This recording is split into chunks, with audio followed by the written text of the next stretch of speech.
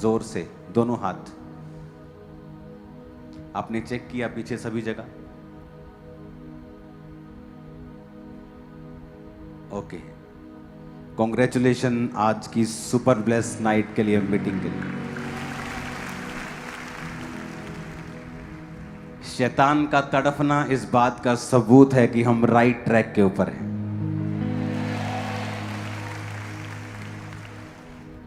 और शैतान का जी मितलाना इस बात का सबूत है कि आप लोगों की प्रार्थनाएं उसे तंग कर रही हैं।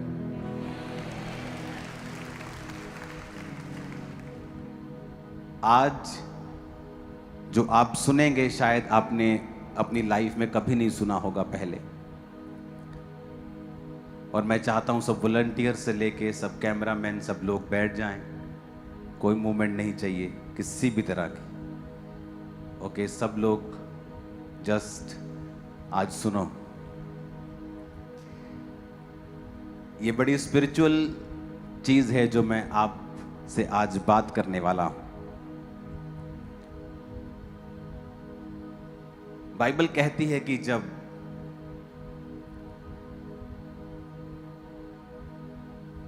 शमूएल नबी ने शाऊल को अपनी संगति में लिया, उसे वो खाना दिया जो उसके योग्य नहीं था बल्कि याजकों के योग्य था।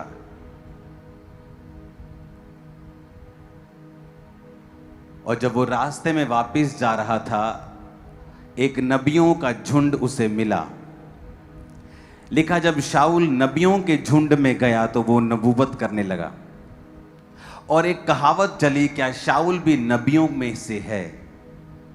जबकि शाऊल एक नबी नहीं था, एक राजा होने के लिए चुना गया था। क्योंकि वो संगति में गया जो संगति पवित्र आत्मा से भरपूर थी, तो वो भी वो काम करने लगा जो वो संगति कर रही थी। आप जैसी संगति में होते हैं, आप वैसे ही अपने आप एक्ट करने लग जाते हैं। आप अगर शराबियों की बहुत संगति करेंगे तो एक दिन आप शराब पीने का बहाना ढूंढ लेंगे। व्यभिचारियों की संगति करेंगे तो आप एक ना एक दिन उस पाप में गिर ही जाएंगे। इसलिए परमेश्वर ने कहा व्यभिचार से भागो। लेकिन ये आज का टॉपिक नहीं है। मैं स्पिरिट की बात कर रहा हूं। आप स्पिरिट को कैच करते हैं जिस जैसे स्थान पर आप होते हैं। आपको शायद पता नहीं होगा, शायद पता होगा, आपको यहां बैठे हुए प्रार्थना करते हुए 6, 7, 8 घंटे हो गए हैं। और अगर आप अगले 8 घंटे भी बैठे रहेंगे तो आपको ऐसा नहीं लगेगा कि आपने बहुत लंबा समय प्रेयर की है, क्योंकि आप उस स्पिरिट के द्वारा कैच कर लिए जाते हैं।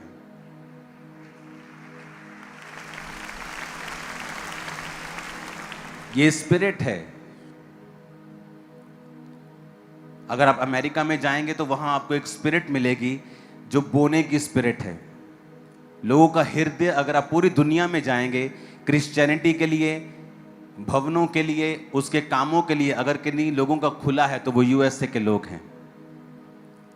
क्यों? क्योंकि वहां पे जब बिजनेसमैन लोग नए नए उठे और उनका बिजनेस, परमेश्वर, वो क्रिश्चियन थे और बाइबल के हुक्मों के अनुसार वो चलना शुरू हुए, तो उनके बिजनेस फलवंत होने शुरू हुए।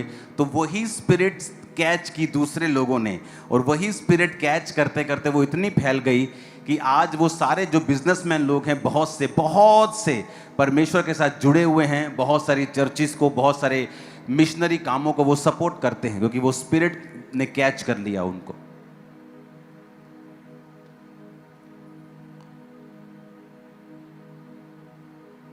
यानी आप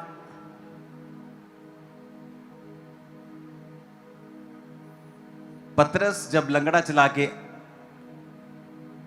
पूरे यरूशलेम में मशहूर हो गया, तो लोगों ने कहा कि ये कैसे लंगड़ा चला सकता है? क्या ये अनपढ़ और वही साधारण मनुष्य नहीं है? तो किसी ने कहा नहीं, ये जीसस के साथ रहे हैं, इनकी संगति जीसस के साथ रही है, और उन्होंने वही स्पिरिट को कैच कर लिया जो जीसस के अंदर थी।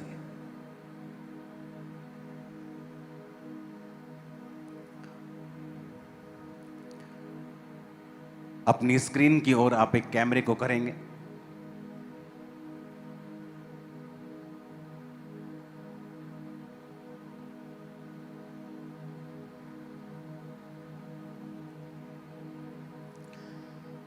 पूरे दुनिया में, अब बड़े ध्यान से सुनना, कोई खेलना मत, ओके? पूरी दुनिया में सिर्फ उंगलियों में ऐसे देश हैं जहां पर यीशु मसीह के 2 से ज्यादा चेले गए हैं। अपने पड़ोसी को बोलो, दुनिया में। अपने पड़ोसी को बोलो, बोलो दुनिया में कुछ ही ऐसे देश हैं जहां पर जीसस क्राइस्ट के 12 चेले जो चुने गए थे, प्रेरित, कुछ ही देश हैं जिन देशों में 2 से ज्यादा चेले गए थे। इंडिया कितने आए थे? एक, है ना, थोमा। सबको पता है इंडिया में आया थोमा। कब आए थे? सन 52 में। कहां आए थे? केरला में। पहला देश जहां पर जीसस क्राइस्ट के 2 से ज्यादा चेले गए हैं वो है इज़राइल और फलस्तीन का एरिया, जहां पर परमेश्वर के 2 से ज्यादा चेले गए हैं। दूसरा है ग्रीस, तीसरा है तुर्की, जहां पर 2 से ज्यादा चेले गए। चौथा है इटली, जहां पर परमेश्वर के 2 से ज्यादा चेले गए हैं।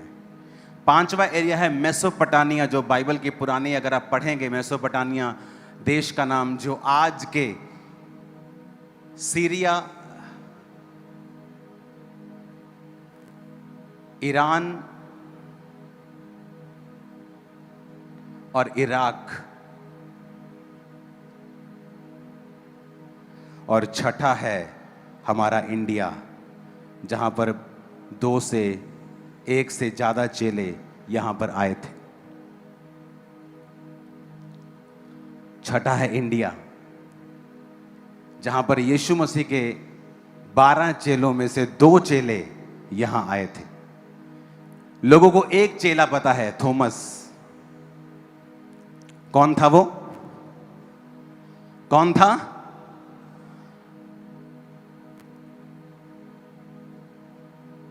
थॉमस, जो 52 ईस्वी में केरला के तट पर आए थे।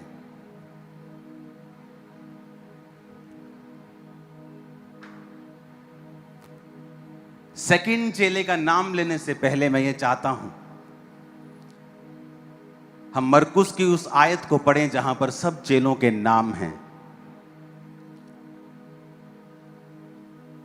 उसने 12 पुरुषों को नियुक्त किया कि वे उसके साथ साथ रहें और उन्हें भेजे कि वो प्रचार करें और दुष्ट आत्माओं को निकालने का अधिकार रखें। इसकी सीसी बंद करो। ये वो हैं शमौन, जिसका नाम उसने पतरस रखा, जबदी का पुत्र याकूब, याकूब का भाई यूहन्ना, जिसका नाम उसने बुअनगरीस अर्थात गर्जन के पुत्र रखा, आंद्रियास, वही आंद्रियास जो मैंने ग्रीस में आपको दिखाया था, याद है कि नहीं? आंद्रियास यीशु मसीह का पहला चेला, जो पूरी दुनिया में प्रीच करता करता करता फिर ग्रीस के पतरस नाम की जगह पर कुर्बान हुआ और वहीं पर उसकी कब्र थी। उसके बाद उसकी कब्र को, उसके शव को ले जाया गया तुर्की, उसके बाद रोम, रोम से फिर उसका सिर को आज वहीं रखा हुआ है। आगे है फिलिप्पुस।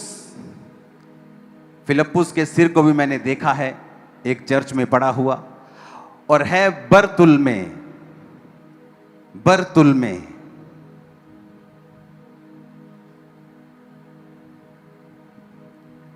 अपने पड़ोसी को बोलो, दूसरा है बरतुल्मै। आप हैरान होंगे कि बर्तुल्मै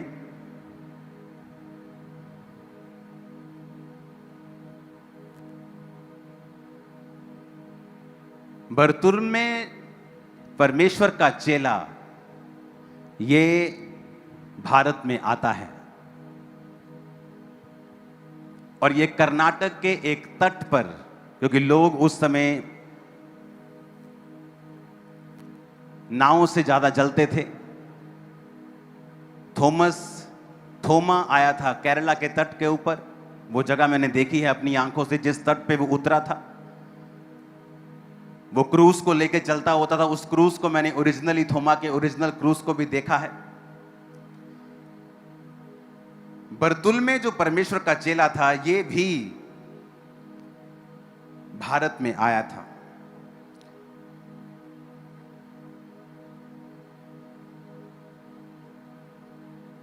मैं ये आपको क्यों कह रहा हूं?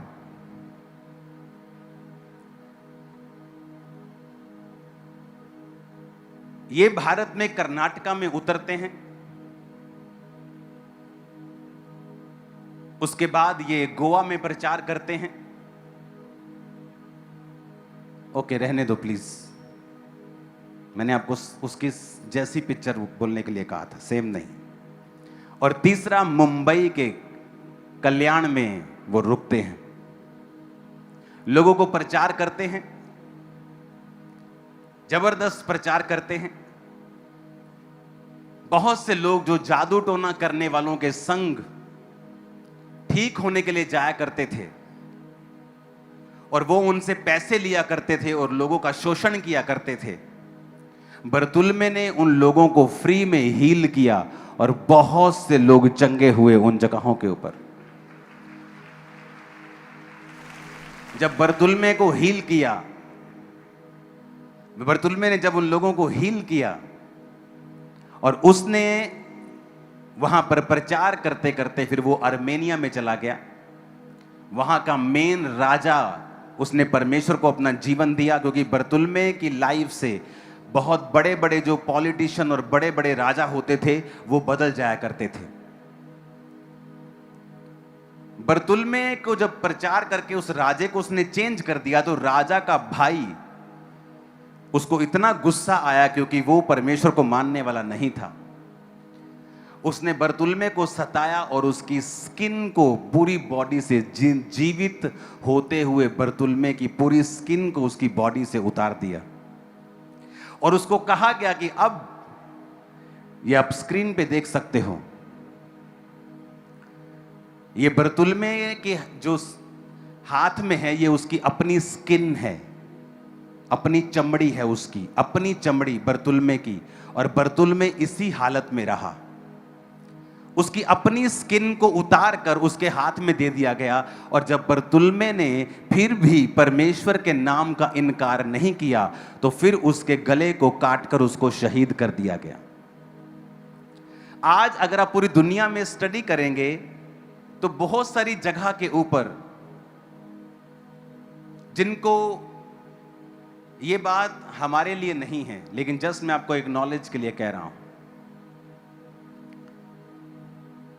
कि कुछ लोग संतों को प्रार्थना करना शुरू करते हैं। हम जानते हैं हमें जीसस के सामने ही प्रार्थना करनी है, लेकिन ये जो परमेश्वर का संत था, इसकी स्किन को उतार कर इसको शहीद किया गया। और वो लोग जिन्होंने इसको शहीद किया, वो लोग आर्मेनिया और भारत के मिले हुए लोग थे। थॉमस भी यही भारत में ही कुर्बान हुआ। जब वो लगातार 20 साल उसने प्रचार किया, और जब प्रचार करके वो एक गुफा में गए प्रार्थना करने के लिए, जब प्रेयर कर रहे थे, तो वहां के लोगों ने आकर उसे भाले से मार दिया था। तो ये वो दो चेले थे जिनका ब्लड भारत के लिए बहा है, जो देश में आए हैं। लोग सोचते हैं कि जब गोरे आए 1900 में अपनी कंपनी लेके, 1800 में, तब गोरे भारत देश में क्रिश्चियनिटी को लेके आए। क्रिश्चियनिटी जब गोरों के पास नहीं थी, उससे पहले वो भारत में थी, और दो जीसस के ओरिजिनल चेले उसे लेके आए। जब वो प्रचार कर रहे थे, लोगों को हील किया, लोगों को डिलीवर किया, भारत के लोगों को प्रचार किया, उनकी स्किन को उतार दिया गया, उनके गले को काट दिया गया और थॉमस को भी इसी तरह कुर्बान कर दिया गया और उनका ब्लड यहां के लोगों के लिए बहा। मत करो ऐसा। अपने पड़ोसी को बोलो, खून बोलता है। आज जो आप यहां बैठे हो ना, ये उसी सुसमाचार का प्रमाण है जो आज से 2000 साल पहले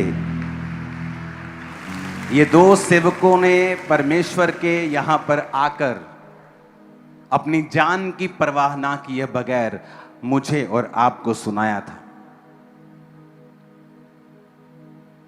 हालेलुया।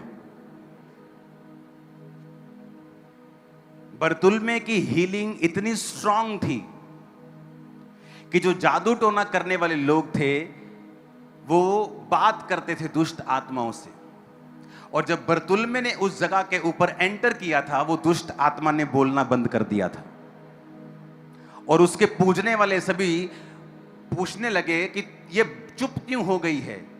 और वो दूसरी दुष्ट आत्मा के पास गए और उस दुष्ट आत्मा ने कहा, परमेश्वर का एक जन बरतुल्मे वहां एंटर हुआ है और उसने उस शैतान को बांध दिया है।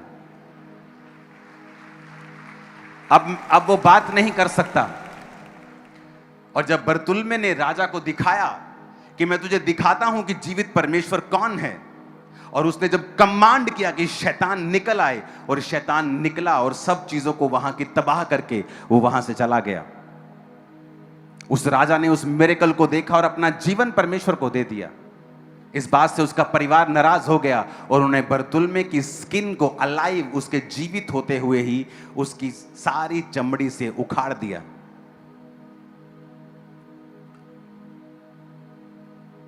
क्योंकि हमें थॉमस का मालूम था,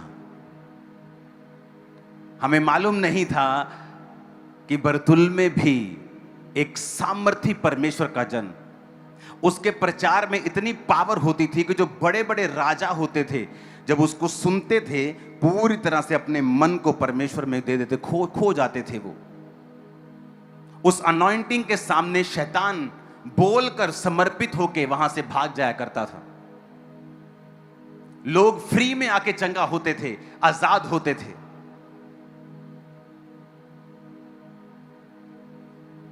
और उनसे जो रुपए ऐंठे जाते थे चंगाई के लिए, वो बंद हो गए और लोग वहां आकर सुसमाचार सुनने लगे।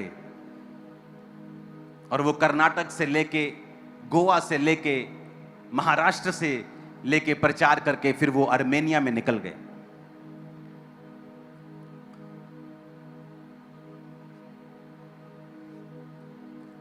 अपने पड़ोसी को बोलो, आज स्पिरिट को कैच करना है। ऊंची आवाज में कहो अपने पड़ोसी से, आमीन।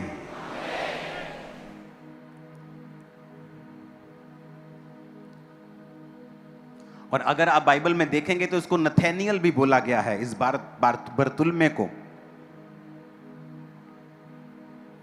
और फिलिप्पुस जो परमेश्वर का चेला था, उसने परमेश्वर के साथ इसको इंट्रोड्यूस करवाया था। और परमेश्वर ने मुझे यह फजल दिया कि मैं फिलिप्पुस के भी उस शरीर को देखकर आया हूं जो वो परमेश्वर के लिए कुर्बान हुआ था। और वही था जो परमेश्वर के दास नथेनियल को, जो बाद में बरतुल्मे बना, उसे वो परमेश्वर के पास लेके गया था। ऊंची आवाज में बोलो हालेलुया।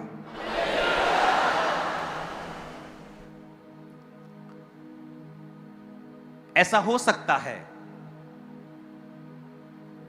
कि आप धर्मियों के बीच में रहें जो प्रार्थना करने की आत्मा से भरे हुए हैं। आप उनके बीच में रहें जो दर्शन देखते हैं, जो हीलिंग करते हैं, लेकिन आपकी लाइफ में वो ब्लेसिंग ना हो, क्योंकि आपकी जो स्पिरिट है वो परमेश्वर के लिए ओपन नहीं है।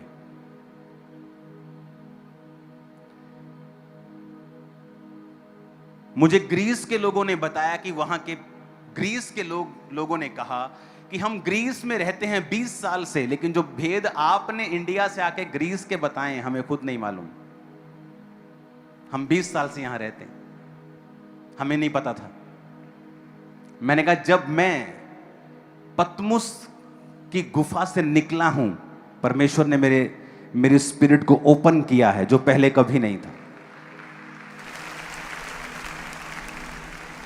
मैं पहले दिन मैं किसी और रूप में गया था, लेकिन तीसरे दिन मैं किसी और रूप में बाहर आया था। जब मैं फाइनली 3 दिन के बाद उस गुफा से बाहर आया, और मेरे परिवार ने भी ये चीज नोटिस की कि आप गए किसी और रीति से थे, लेकिन आए सेम नहीं हो।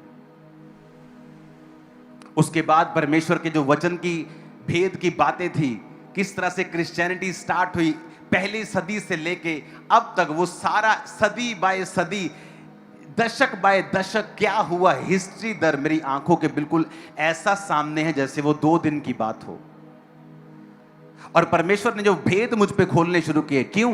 क्योंकि प्रकाशित वाक्य में मैंने उस रेवलेशन की स्पिरिट को क्या किया, कैच किया। वहां बहुत से लोग थे जो विजिट करने के लिए गोरे आ रहे थे वहां। अच्छा, ओके, वाओ, वेरी गुड, ठीक है, फाइन, चलो आगे। लेकिन मैं वहां पे गया था रिसीव करने की आत्मा के साथ। ओह, यहां पे परमेश्वर खड़े हुए थे, मैं वहां लेट गया। मैं किसी फोटो के सामने लेटा हुआ नहीं था, किसी क्रॉस के सामने लेटा हुआ नहीं था, मैं वहां लेटा था जहां परमेश्वर खड़े थे। और मैं वहां प्रेयर कर रहा था, मैं अपनी वाइफ को बता रहा था कि यहां पर परमेश्वर का मुंह था, क्योंकि जब उसके मुंह से निकला तो तरेड़ पड़ी, और वो तरेड़ 3 भागों में फैल गई। तो जहां पे वो था एग्जैक्ट, हम वहीं खड़े होकर प्रार्थना कर रहे थे। और जहां पर वो लिखा गया था, प्रकाशित वाक्य जहां लिखा गया था, वहां पर भी हम बैठकर, वहां पर भी लेटकर हम प्रार्थना कर रहे थे। वहां बाइबल पढ़ी थी इसलिए नहीं, क्योंकि वहां पे वो लिखा गया था। वहां कोई चीज पड़ी थी इसलिए नहीं, क्योंकि वहां पे वो लिखा गया था। वो रेवलेशन की केव में जब मैं गया तो मेरी स्पिरिट ने उस रेवलेशन को रिलीज किया, क्योंकि मुझे ये टेस्टिमनी मिली थी कि ब्रदर, जब मैं वहां पे गया, एक परमेश्वर के नबी ने मुझे कहा था कि ब्रदर, जब मैं वहां गया और वहां से वापस आया तो परमेश्वर ने ऐसे ऐसे मेरे सामने बाइबल के भेद ओपन किए। तब मैं उसकी बात को सीरियसली नहीं लिया। मैंने कहा हाँ हाँ, ठीक है ठीक है ठीक है, okay, very good very good. लेकिन जब मैं खुद वहां था और खुद जब मैंने उस स्पिरिट को, क्योंकि पहली फुल नाइट मैंने प्रेयर की, अपने रूम के बाहर एक जगह थी जहां मैं रह रहा था, पेड़ों के साथ ढकी हुई पहाड़ों के बीच में, कोई मेरी फैमिली मेंबर बाहर नहीं था और मैं अकेला था। मैंने फुल नाइट प्रेयर की। जब सूर्य चढ़ने लगा मैं अंदर गया रूम में, फिर मैं सो गया, उठा, फिर गुफा में, फिर प्रेयर, फिर तीसरे दिन गुफा में गया, फिर प्रेयर, रात को फिर प्रेयर। लेकिन मैं जानता था कि मैंने उस स्पिरिट को कैच किया है। नेक्स्ट डे जब हम थिस्सलुनीकियों में थे, आप इमेजिन नहीं करेंगे, 8-8, 10-10 घंटे मैं और मेरी वाइफ अलग, मैं अलग, हम 10-10 घंटे बाइबल में थे। और जब 10 घंटे के बाद हम उठ रहे थे बाइबल स्टडी से, हमें ऐसा लग रहा था कि 2 मिनट ही बाइबल पढ़ी, इतने फ्रेश थे हम 10 घंटे के बाद।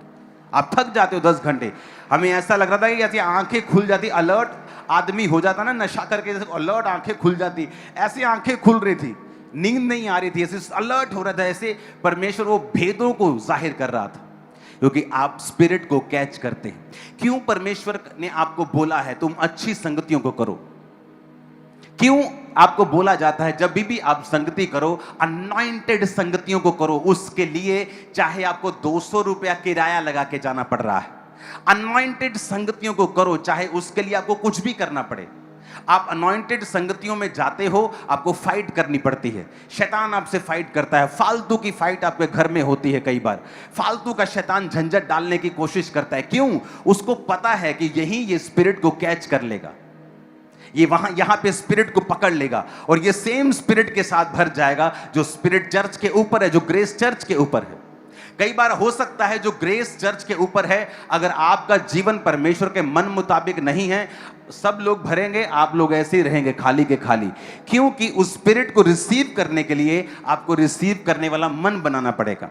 प्रकाशित वाक्य गुफा में बहुत से लोग थे, लेकिन बहुत कम थे, 100 में से 3-4 लोग ऐसे थे जो वहां प्रेयर की स्पिरिट के साथ आ रहे थे। मेरे साथ एक और कपल बैठा था, गोरा कपल बैठा था, एक लेडीज गोरी थी और उसका हस्बैंड गोरा था। और जब मुझे वो वर्शिप करता और आत्मा में कितनी घंटे बैठा हुआ देखा, तो उन्होंने किसी से बात नहीं की। जब सब लोग चले गए, आते गए, विजिटर आते गए, जाते गए, मैं साइड पे बैठा हूँ, वो भी साइड पे बैठे। उसके बाद उन्होंने मुझसे बात की कि यहाँ पर एक और पहाड़ है जहाँ पर लोग रोज 8 घंटे प्रार्थना करते हैं, रोज एवरीडे। वो 8 घंटे वहाँ के सेवक जो हैं उस पहाड़ के डेली 8 आवर्स वो प्रेयर करते हैं हर रोज।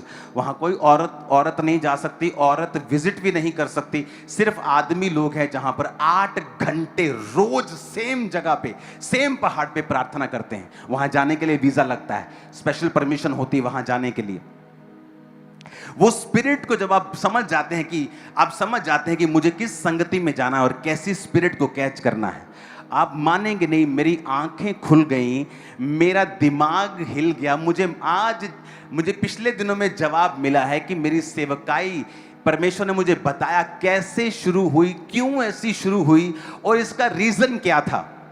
परमेश्वर ने मुझे मेरे ऊपर जाहिर किया, क्योंकि जब 2000 ये आई थिंक 8 की बात है या 7 की बात है, ये शायद 2008 की बात है, 8 की बात है शायद, ये 2008 की बात है, जब मैं और मेरे 2 साथी हम 7 दिन रात के रोजों में थे। 7 डे नाइट की फास्टिंग हम कर रहे थे और दिन थे जनवरी के, 1 जनवरी से लेकर, उसमें मेरा बर्थडे भी था 5 जनवरी को, और वो वाले दिन थे मुझे याद है, और हम फास्टिंग में थे। और जब हम फास्टिंग कर रहे थे तो उस समय चर्च नहीं होती थी, सिर्फ 50-60 लोग, ऐसे सिर्फ इतने थोड़े लोग थे, 50-60 लोग होंगे बस, हाँ इतने ही थे, 50-60 लोग थे, और हम 7 दिन रात की फास्टिंग कर रहे थे।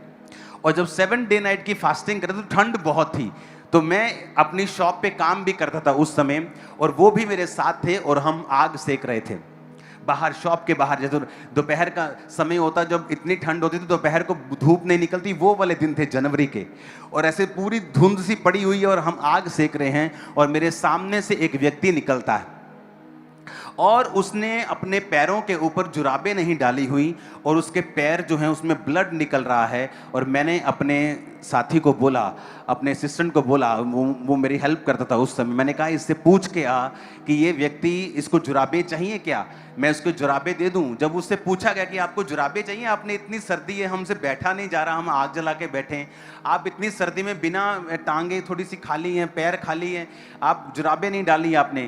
कहता नहीं मेरे पास पैसे हैं, मैं गरीब नहीं हूं, लेकिन मेरे शरीर के ऊपर एक स्किन का रोग है, मुझे सोराइसिस है, मुझे स्किन का रोग है। रोज मेरी फैमिली 25 से 30 ग्राम इतना सारा मांस जो है मेरी बॉडी का इकट्ठा करती है।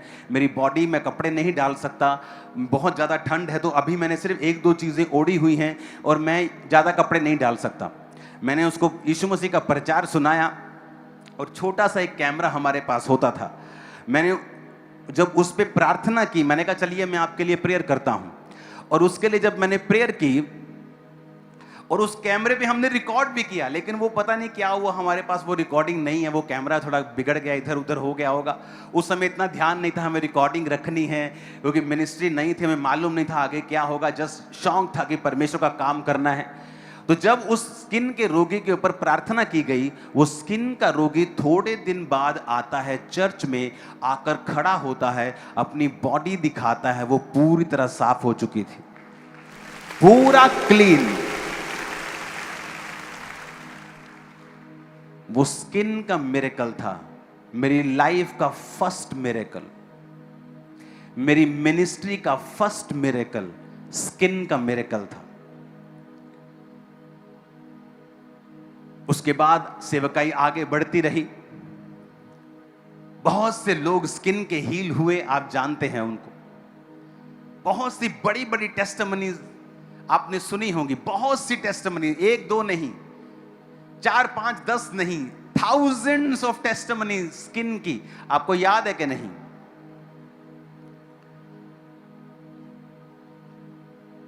कुछ टेस्टिमनी आप भूल भी गए होंगे। एक टेस्टिमनी शायद मैं आपको दिखाना चाहता हूं, अगर आपके पास वो रेडी है तो उसे दिखाना जरा, उस टेस्टिमनी को। अच्छा, अपना बच्चे का नाम सुनिए। बच्चे का नाम कौन है? चाहिए, और मुझे व्यभिचार में नहीं जाना है, मुझे पैसे कमाने का शौक नहीं है। अगर मुझे शौक हो, मेरे लिए अमेरिका से लेके दुनिया की हर कंट्री खुली है। मुझे यहां वो 2-2 रुपए के 2-2 कौड़ी के वो नुस्खे करने की जरूरत नहीं है। पैसे कमाने के लिए, ले हैंड के लिए पैसे लेने की जरूरत नहीं है। मैं वहां अनगिनत पैसा कमा सकता हूं। ना मुझे पैसे का शौक था, ना मुझे किसी और चीज का शौक था। मुझे था कि परमेश्वर मुझे तेरी, और मैंने प्रभु को कहा था, प्रभु अगर मुझे तूने मिरेकलस पावर्स के लिए नहीं चुना है तो तू मुझे मार सकता है। मैं तेरे पास आने के लिए तैयार हूं। मुझे कोई शौक नहीं है जीने का। ये मेरी प्रार्थना होती थी कि मुझे ले जा, कोई प्रॉब्लम नहीं है, लेकिन अगर मुझे इस्तेमाल करना है तो इसी तरह करना। और मुझे नहीं मालूम था, क्योंकि आप स्पिरिट कैच करते हैं। वो बरतुल में जो भारत के लिए अपनी स्किन को उतरवा कर गया, जीसस ने वही स्पिरिट हम में डाल दी, वही सेम। आप ये बातों को बहुत स्पिरिचुअल, आपको आंखें चाहिए ऐसी बातें समझने के लिए। ये स्पिरिट है, ये न्याय है परमेश्वर का बरतुल्मे के साथ, कि तू इस भारत की कलीसिया के लिए अपनी चमड़ी को उधड़वा के आया था। अब मैं इन्हीं की चमड़ियों को ठीक कर रहा हूं। देख, जो तूने बीज बोया था, आज भी जब आप परमेश्वर की राहों पे सीधे होके चलते हैं, आप सेम जीसस की उस स्पिरिट को, उस हीलिंग को कैच करते हैं। आप सेम अनॉइंटिंग को कैच करते हैं। आप उन लोगों के साथ रहते हैं, आप सेम उसी अनॉइंटिंग को कैच करते हैं। इसलिए परमेश्वर ने कहा, जो प्रभु के साथ संगति करता है वो उसके साथ एक आत्मा हो जाता है। आप प्रभु के जैसे ही बन जाते हैं जब आप परमेश्वर के साथ संगति को करते हैं। आप सेम स्पिरिट हो जाते हैं और आप सेम वही कार्य परमेश्वर आपके जीवन से लेने लगता है। क्योंकि मैं हमेशा सोचता था कि परमेश्वर ने मेरी सेवकाई में जो फर्स्ट मिरेकल किया था मेरे 7 फास्टिंग में, वो स्किन का मिरेकल था, ह्यूज मिरेकल था। उसकी वीडियोग्राफी हुई, हमने देखा, हम बड़े आनंदित थे। उसकी टेस्टिमनी हुई 50 लोगों में कि देखो ये, उस समय कैमरे में दिखाया कि देखो ये कैसा आया था। हमने इसकी पिक्चर ली, हमने एक रूम में ले जाके उसके पूरे कैमरा उसकी बॉडी पे मारा, और अब देखो ये कैसा है। और वो अनॉइंटिंग बढ़ती गई, वो ग्रेस बढ़ती गई, हजारों हजारों लोग हील होते गए, क्योंकि स्पिरिट को कैच कर लिया गया था। Hallelujah, hallelujah. इसलिए आप देखते हो, अनॉइंटेड लोगों का विरोध सबसे ज्यादा है, उनकी फाइट सबसे ज्यादा है, क्योंकि शैतान जानता है ये वही हैं जो स्पिरिट को इंपार्ट करेंगे दूसरे के ऊपर।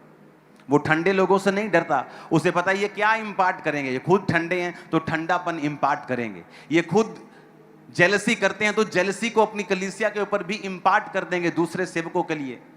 ये खुद इनसिक्योर हैं और वही इनसिक्योरिटी अपने चेलों के ऊपर, अपनी कलीसिया के ऊपर इंपार्ट कर देंगे। शैतान उनसे नहीं डरता है, उसे पता है एक व्यभिचारी व्यभिचार को ही इंपार्ट करेगा। एक चोर हमेशा ऐसे बहाने लगाकर चोरी की चोरी ही आपके ऊपर इंपार्ट करेगा। एक गलत संगति आपको वैसा ही बना देगी। और जब आप राइट संगति में होते हैं, धीरे धीरे आप उसी स्पिरिट को कैच करने लगते हैं। और यीशु मसीह के नाम में जो टेस्टिमनीज मेरे और मेरे परिवार की हैं, वो आपके और आपके परिवार की होंगी 100%। वो आपकी और आपकी सेवकाइयों की होंगी इन जीसस नेम। ये आत्मा की बातें हैं, इन्हें शारीरिक मनुष्य नहीं समझ सकता। वो नहीं समझ सकता ये क्या हो रहा है, मैं किस स्पिरिट की बात कर रहा हूं। Hallelujah, hallelujah. कि जब आप परमेश्वर की आत्मा के साथ एक संग होते हैं, आप कैच करते हैं उसमें से, आप वैसे ही बनना शुरू हो जाते हैं जैसी संगति में आप होते हैं। ये इंपॉर्टेंट है कि आप स्पिरिचुअल लाइफ में बढ़ें। ये इंपॉर्टेंट है कि आप संगति में बढ़ें। इंपॉर्टेंट है कि आप अनॉइंटेड संगतियों के लिए प्रार्थना करें। जब बाइबल कहती याकूब, कौन याकूब? वही यूहन्ना प्रकाशित वाक्य का भाई, मरवा दिया गया। जब तलवार से मरा तो कलीसिया को अपनी गलती महसूस हुई कि चाहे वो अनॉइंटेड है, पर हमें अपने सेवकों के लिए प्रार्थना करने की जरूरत है। और जब उन्होंने देखा कि लोग बड़े खुश हो गए अन्य जाति की उस एक चेले को मार दिया, उन्हें लगा पॉलिटिकल बड़ा गेन मिल रहा है, हमें तो बड़ा फायदा हुआ, हमें एक चर्च को डाउन करके अब दूसरी चर्च को पकड़ते हैं। तो उन्होंने पतरस को पकड़ लिया। जब पतरस को पकड़ा तो अब कलीसिया को अपनी गलती याद आई। हमने याकूब के लिए प्रार्थना नहीं की, हमने अपने सेवकों के लिए प्रार्थना नहीं की। और बाइबल कहती वो पतरस के लिए लॉ लगाकर पूरी कलीसिया प्रार्थना करने लगी। जब पूरी कलीसिया पतरस के लिए प्रार्थना करने लगी, परमेश्वर ने अपने दूत को भेजा और वो पतरस को छुड़ा कर लेके आया और वो उस बंदी गृह से निकाल कर वापिस आया। जिस घर में वो आया वो उसी चेलों में से एक जो पौलुस के संग संग चले और सुसमाचार को लिखा मरकुस नाम के, उसका घर। और पतरस वहां आया और लोग डर गए। एक दासी डर गई, कहती बाहर पतरस का दूत खड़ा है। पतरस कैसे आ सकता, वो तो जेल में है।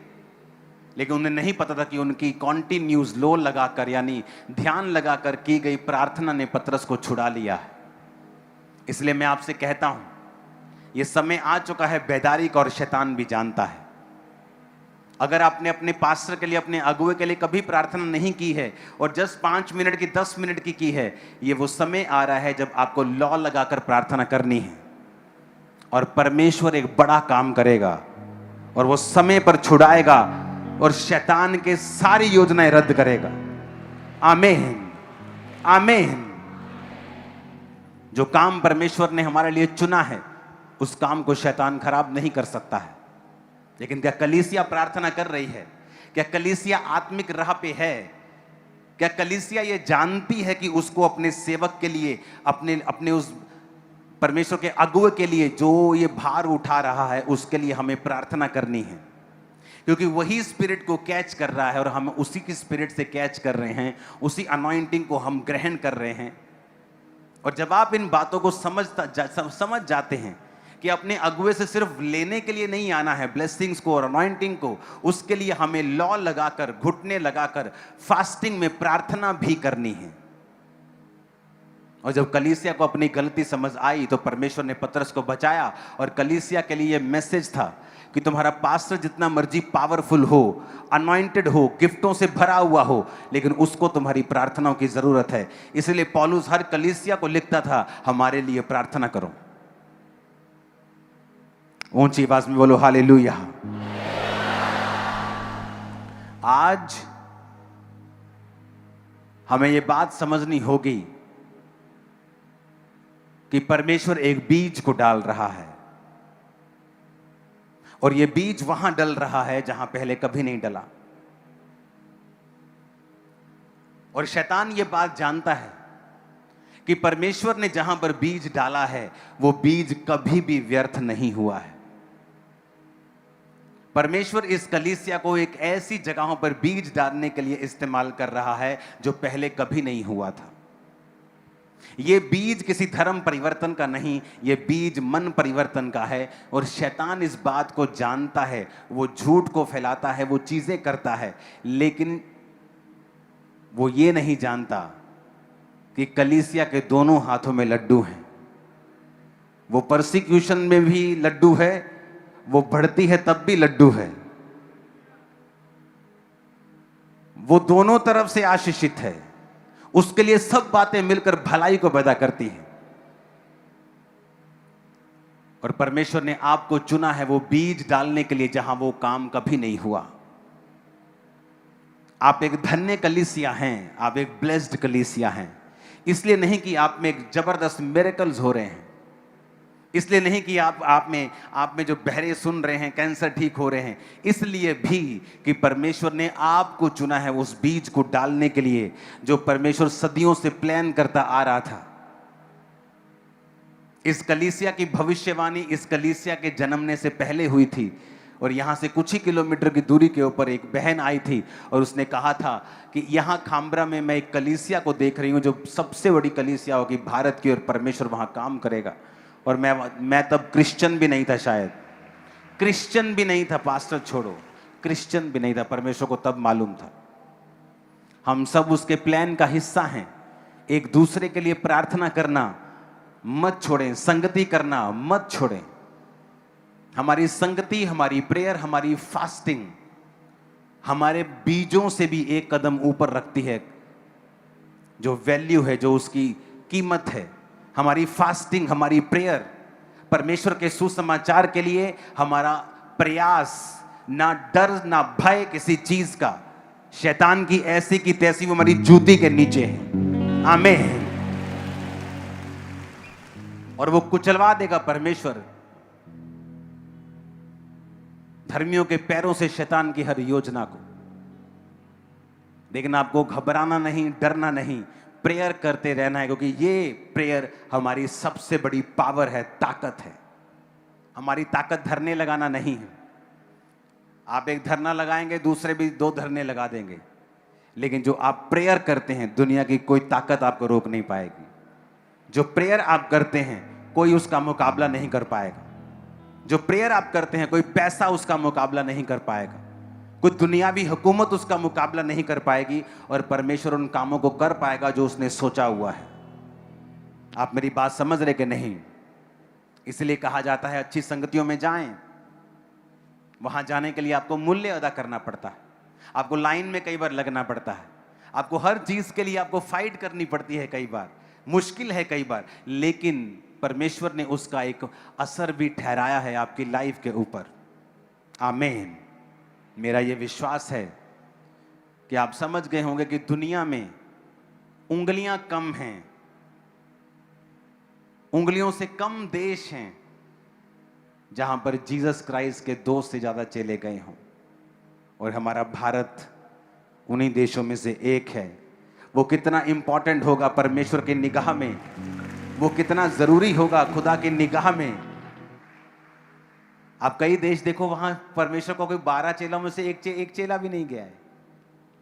बहुत से देश हैं एक चेला भी नहीं गया, लेकिन भारत वो देश जहां 2 चेले आए हैं परमेश्वर, और सामर्थी चेले, मिरेकल्स किए हैं उन्होंने। ऐसे मिरेकल्स के राजा लोगों ने अपने घुटने टेक लिए थे उनके सामने। दुष्ट आत्माओं को बोलना बंद करा दिया था, दुकानें बंद हो गई थी उन लोगों की, और उन्होंने फ्री में लोगों को हील किया और डिलीवर किया। स्किन हाथ में पकड़ा दी थी। ये स्किन है हाथ में, ये शॉल नहीं है, स्किन हाथ में स्किन अलाइव, जीवित थे वो, और उनको मौका दिया स्किन निकाल के अभी भी मान जाओ, और वो स्किन हाथ में पकड़ के बोलते थे नहीं, और लोगों को प्रचार करते थे, और एंड में उसके गले को काटा गया। Hallelujah, hallelujah. अब मुझको जवाब मिल रहे हैं मेरी सेवकाई में, पहले ऐसे मिरेकल्स क्यों हुए? क्योंकि परमेश्वर किसी को जवाब दे रहा था, वो शैतान को दिखा रहा था कि तू कुछ नहीं कर सकता, तू जीरो था, है और रहेगा। Hallelujah, hallelujah. सबसे ज्यादा जो सिर काटे हैं, सबसे ज्यादा जो लोगों को मरवाया है क्रिश्चियनिटी में, वो रोमी लोग थे। किसने मरवाया जीसस को? किसने कहा था जाओ क्रूस पे चढ़ा दो? कौन था वो? रोमी थे। किसने पौलुस को मरवाया? रोमियों ने। किसने चेलों को मरवाया? रोमियों ने। अंद्रियास को किसने मरवाया? रोमियों ने। उनका सेंटर कहां था? रोम, इटली में। और वो सताते गए, लेकिन कलीसिया इतनी बड़ी कि 305 ईस्वी में, आज से 1700 साल पहले, एक एम्परर ने कहा अब मैं इस कलीसिया को पूरी तरह से खत्म कर दूंगा, और उसने उस कलीसिया को शेरों से नुचवाया, अलग अलग तसीहे दिए, मारा पीटा। जो मूसा के टाइम पे बच्चों को मार दिया जाता था लड़के पैदा होते ही, उससे कहीं अधिक उनको मारा और पीटा और खत्म कर दिया और कत्ल करवा दिया। बच्चों को, छोटे बच्चों को, माओ को, बहनों को, सबको 6 साल कत्ल, मास मर्डर्स करवाने के बाद वो बीमार हो गया और अपनी डेथ बेड से बोला, मेरी परसिक्यूशन फेल हो गई है। ये लोग और ज्यादा परमेश्वर पर विश्वास करने लगे हैं। उसे हैरानी थी कि ये कैसा धर्म है, ये कैसा परमेश्वर है, किसको ये मानते हैं कि अपनी मौत के सामने भी झुक नहीं रहे, अपने बच्चों, अपने परिवार की मौत के सामने भी झुक नहीं रहे, किस परमेश्वर को ये मानते हैं। वो देखकर शॉक हो गया और उसने एक आज्ञा दी। उसने कहा, मैं रोमी एम्परर इस बात की घोषणा करता हूं कि मेरी की गई परसिक्यूशन फेल हो चुकी है और क्रिश्चियनिटी अब इस देश में एक लीगल धर्म है और ये सब लोग इसे, जो मानना चाहता है, इसे मानेगा। 311 ईस्वी, उसके बाद क्रिश्चियनिटी एक लीगल धर्म हो गया। कुछ लोग क्रिश्चियनिटी को मानने लगे, कुछ लोग अपने धर्म को मानते थे। उसके 70 साल बाद एक और राजा बीमार हुआ और उसे मालूम था। उसके बीच में बहुत से राजे आए, कुछ गए, कुछ लोगों ने फिर मसीहियों को तंग किया, लेकिन उतना तंग किसी ने नहीं किया जो उसने किया था। उसके बाद 380 दशक में वो राजा बीमार हुआ। बीमार होने के बाद उसी शहर के अध्यक्ष कलीसिया के हेड के द्वारा, कलीसिया के हेड पास्टर के द्वारा उस पर प्रेयर हुई। वो राजा हील हुआ और उसने घोषणा की, अब पूरे रोमी साम्राज्य का परमेश्वर आज से यहोवा है। जिस रोमी साम्राज्य ने जीसस को कुर्बान किया, जिस रोमी साम्राज्य ने पतरस से लेके हर बड़े चेले को कुर्बान किया, अब वो रोमी साम्राज्य का बड़ा चेहरा, सबसे बड़ा राजा कहता है, आज से इस रोमी साम्राज्य का परमेश्वर यहोवा है। और उन्होंने सारी बिल्डिंग चर्चिस में बदल दी थी। जो रोम कत्ल करने के लिए चेलों का मशहूर था, फिर वो रोमी साम्राज्य क्रिश्चियन साम्राज्य बन गया। उसके बाद उन्होंने अपनी पावर, उनके दिल में आया कि वो अपनी पावर को, जो फिजिकल पावर थी, जो राजधानी रोम से वो तुर्की में ले जाएं, इस्तांबुल में। फिर वो अपने राज को तुर्की में ले गए, इस्तांबुल में, और रोम जो था वो खाली हो गया। रोम जब खाली हुआ तो वहां पे एक वैक्यूम था। वहां पे सब अध्यक्ष, बिशप, परमेश्वर के सब चेले वहां पे थे, लेकिन वहां पे कोई गवर्नर नहीं था। तो वहां पे शारीरिक रूप में राज्य करने के लिए भी पोप चुने गए। और उसके बाद वो रोमन कैथलिक का जन्म हुआ, जिसे आप आज कैथलिक देखते हो, रोमन कैथलिक। तब वो कैथलिक्स बोलते थे सिर्फ, यूनिवर्सल, कैथलिक का मतलब यूनिवर्सल है। और वहां वो चर्च स्टार्ट हुई 1000 ईस्वी में। फिर वो ग्रीक ऑर्थोडॉक्स में बटे, फिर वो और आगे आगे वो बढ़ते गए। लेकिन वो 300 ईस्वी में वो चर्च की शुरुआत हुई और वो रोम, जहां रोमी साम्राज्य का हेड था, आज क्रिश्चियन लोगों का हेड वहां है।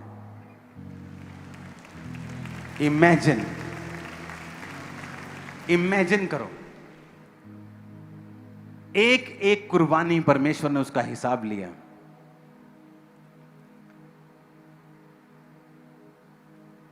जहां रोम में बैठकर कत्लों के हुक्म दिए जाते थे, आज वहां दुनिया की सबसे खूबसूरत चर्चिस है।